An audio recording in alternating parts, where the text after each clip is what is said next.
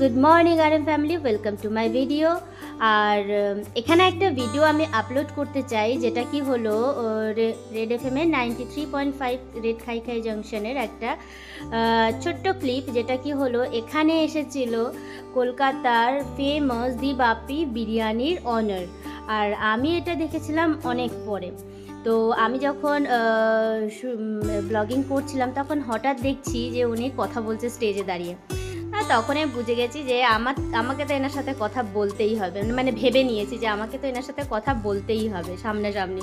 তো যাই হোক, ওনার একটা শর্ট ইন্টারভিউ নিল আরজে সোনিয়া। উনি সবার সামনে বললেন, মানে উনি আসতে পারেনি, উনি এই ইভেন্টটা জয়েন করতে পারেনি, তার জন্য একটু আফসোস রয়েছে।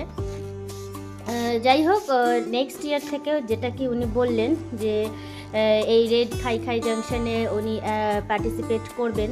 আর আমি খুঁজে গেছি ওনারই সাথে কথা বল। তো স্যার, আমি তো মানে সত্যি বলতে কি পার্সোনালি আমি ফার্স্ট টাইম আপনাকে দেখতে পাচ্ছি, আর আপনি দি বাপি বিরিয়ানির অনার।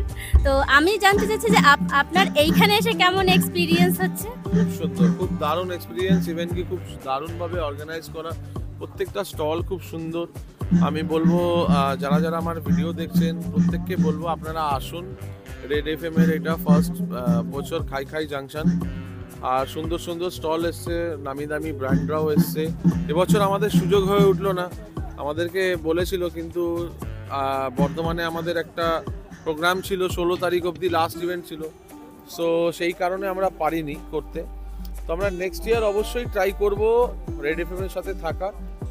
একদম মানে আমার নিজেরই খুব খারাপ লাগছে যে আমি দুর্গাপুরে এসে দুর্গাপুরের মাটিতে পা দিয়ে আমি মানুষকে বিরিয়ানি খাওয়াতে পারছি না। এটা আমার জন্য খুব দুঃখজনক ব্যাপার।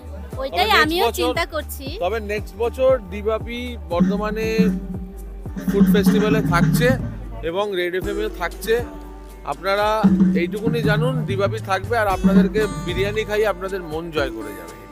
নিশ্চয়ই, যারা কলকাতা অবধি যেতে পারে না বা দুর্গাপুরের বাইরে যেতে পারে না, আমাদের মতন লোকেরা, তারা যদি এইখানে এরকম একটা ইভেন্টে এসে দি বাপির বিরিয়ানি খেতে পারে, এর থেকে মানে ধন্যর ব্যাপার আর কি বলতে পারি। না দেখুন, ধন্যর ব্যাপার নেই, আমরা ধন্য যে আমরা মানে যদি খাওয়াতে পারি তাহলে ভাববো আমরা ধন্য। বিকজ আজকে আমরা যেইটুকুনি জায়গায় গেছি, যার জন্যই গেছি, due to our customers. Because কাস্টমার্সরা খেয়েছে, তারা ফিডব্যাক দিয়েছে, আপনি জেনেছেন তার থেকে সে, থেকে সে, এভাবে এক্সপ্লোর হয়েছে। সো আমি আগে ধন্যবাদ জানাবো আমার কাস্টমারদেরকে যে আজকে আমরা যেই জায়গায় আছি শুধু আপনাদের জন্য, আর সেই জায়গাটাকে মেনটেন রাখার জন্য আমার যা করণীয় দরকার আমি করছি। তবে শুধু আপনারা আমার সাপোর্ট হয়ে আমার পাশে দাঁড়াবেন, আর কিছু চাই না এর থেকে বড়, শুধু কাস্টমারদের সাপোর্টটা চাই। বাকি আমাদের উপর ছেড়ে দিন।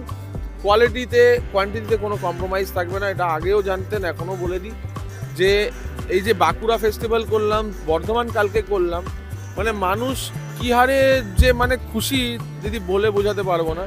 আমাদের কলকাতাতে বঞ্চিত রয়ে গেলাম তো এখানে, একদম আমরা বঞ্চিত রয়ে না বঞ্চিত থাকবেন না, এবছর আমায় ক্ষমা করবেন। বঞ্চিতর ব্যাপার নেই, ব্যাপারটা একটাই যে 16 তারিখ স্টাফেরা এতটাই টায়ার্ড হয়ে গেছে, ওরা তাদের এতটা পরিশ্রম হয়েছে, তারা পেরে উঠছে না। এবার দেখুন আজকে আমরা যেইটুকুনি আছি স্টাফেদের জন্য, বিকজ ওদের অবদানটা, এবার আজকে ওদের অবদানটা আমাদের কাছে সবচেয়ে বড়। আমরা কোয়ালিটি কম মানে কোয়ান্টিটি দিতে পারি, বাট ওরা যদি না বানায় সেই স্বাদটা তো ওরা দিচ্ছে আপনাদেরকে, তো ওদেরকেও আমাদের উচিত যে ওদেরকেও দেখা। তো সেই কারণেই আমরা এই বছর দিতে পারলাম না। তবে নেক্সট বছর আমরা অবশ্যই দি বাপি দুর্গাপুরে থাকবে, আর একদম পুরো। তো গাইস, নেক্সট ইয়ার সবাইকে দুর্গাপুরের রেড এফএম এর রেড খাই খাই জাংশনে আসতেই হবে। কেন? কারণ দি বাপি বিরিয়ানি খাওয়ার জন্য। ওকে, তো এইটা ছিল দি বাপির বিরিয়ানির অনারের একটা ছোট্ট ইন্টারভিউ। ভিডিও ভালো লাগলে লাইক, শেয়ার, সাবস্ক্রাইব করতে কিন্তু কেউ ভুলো না। Tata, bye bye.